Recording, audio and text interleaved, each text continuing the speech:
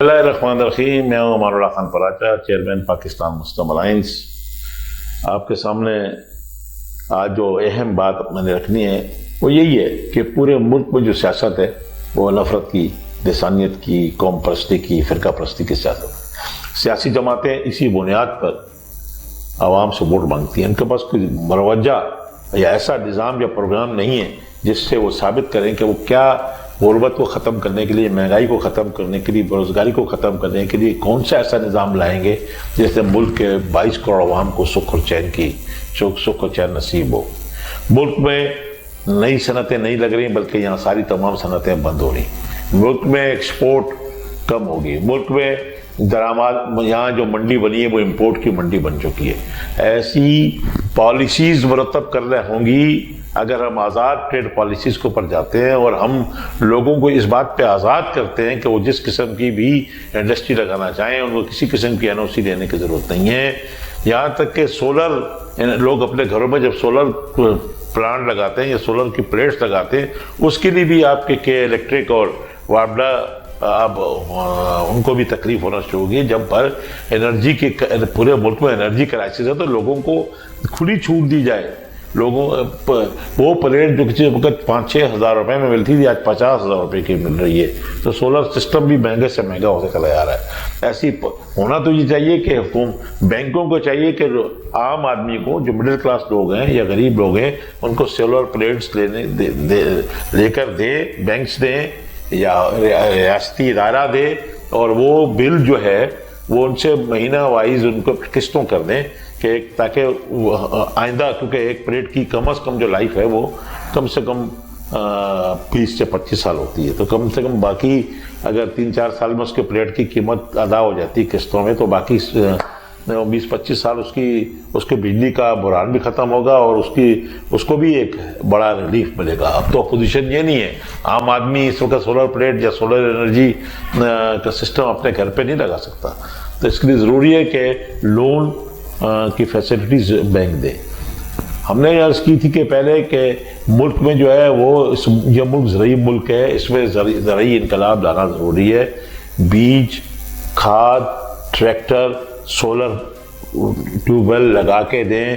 جو زمین بنجر پڑی ہے وہ غریب ہاریوں اور کسانوں کو بامفت بانٹ دی جائے تاکہ فصل جو ہے وہ اجناس جو ہے بہت بڑی تعداد میں مارکیٹوں میں آئے تاکہ قیمتیں کم ہوں. اسی طرح آپ کے پاس پولٹری فارمز ہیں، آپ کے پاس کیٹل فارمز ہیں. یہ بھی ریاست کو چاہیے کہ جو نوجوان بے روزگار ہیں انہیں یہ لگا کے دیے جائیں اور اس کے اوپر باقاعدہ ایک سسٹم ہو جو اس کو چلائے اور جو ہے تاکہ ملک میں اس سے 2 فائدے ہوں گے.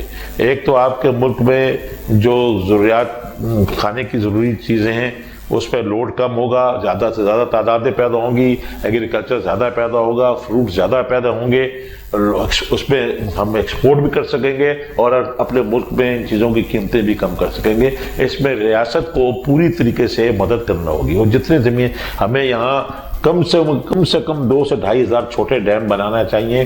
بارش کا پانی، اربوں خربوں ڈالر کا پانی ہم سمندر میں وہ ضائع ہو جاتا ہے. ہم جو ہماری کچی نہریں ہیں اس کے جو کنارے ہیں وہ کچے ہیں، نیچے کچے ہیں. اگر ہم اپنے لوگوں کو پٹھے سے ہم اینٹیں بنا کے اگر ہم اس کو نہریں بنا دیں تو اربوں خربوں ڈالر کا پانی جو ضائع ہو جاتا ہے وہ اس کی بھی بچت ہوگی. ڈیم بنائیں، اس میں بارشوں کا پانی کو بھی جمع کریں اور جو اربوں خربوں ڈالر کا پانی اس وقت جو ہے دریائے سندھ سے جا کے اس میں گر رہا ہے، بحر ارم میں گر رہا ہے، اس کو بچایا جائے، اس پانی کو سیو کیا جائے. کیونکہ آئندہ آنے والی لڑائی جو ہے وہ پانی پر ہے. پانی کی بچت ہونا چاہیے، پانی کا ضیاع نہیں ہونا چاہیے. ہم جتنا پانی بچائیں گے اتنا ملک میں ایگریکلچر ہوگا. پاکستان کو پانی کی بھی شدید کمی کا سامنا ہے.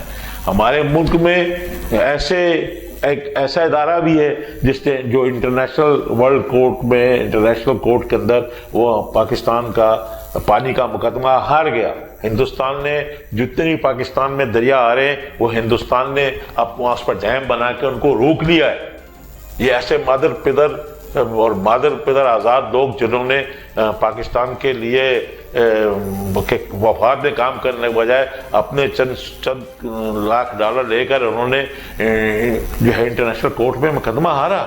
इनको तो खुलेआम फांसियां देना चाहिए थी कि उनको तो कोई पूछने वाला नहीं है कि आपने कैसे मुकदमा हारा।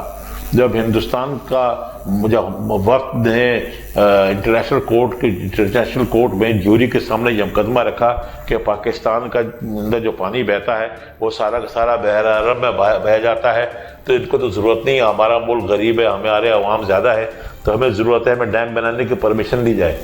तो मालूम है पाकिस्तान के वक्त ने क्या कहा कि उन्होंने कहा जी हाँ हमारा पानी ज़ाया हो जाता है।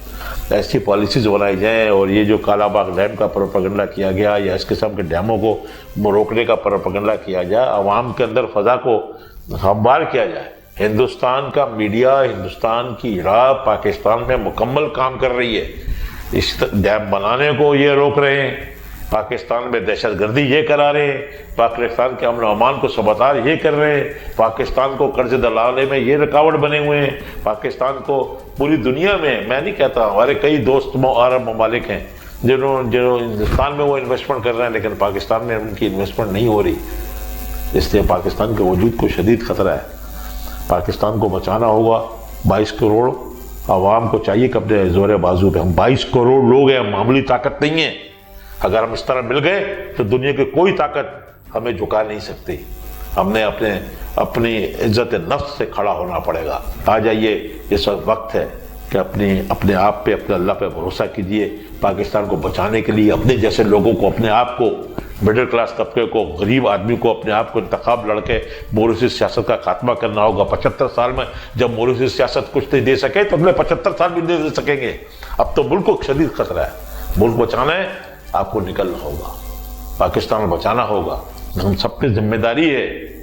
आप किसी पे एहसान नहीं कर रहे, बल्कि आप अपने आप पर, अपने बच्चों पे एहसान कर रहे हैं। इस मुल्क को बचाना है तो अपने आप को यूनाइट करना होगा, अपने आप को मुतहद करना होगा, अपनी फौज के पीछे खड़ा होना पड़ेगा, अपनी फौज को, अपने दिफा को, अपने न्यूक्लियर सासों की हिफाजत करनी होगी। पाकिस्तान जिंदाबाद।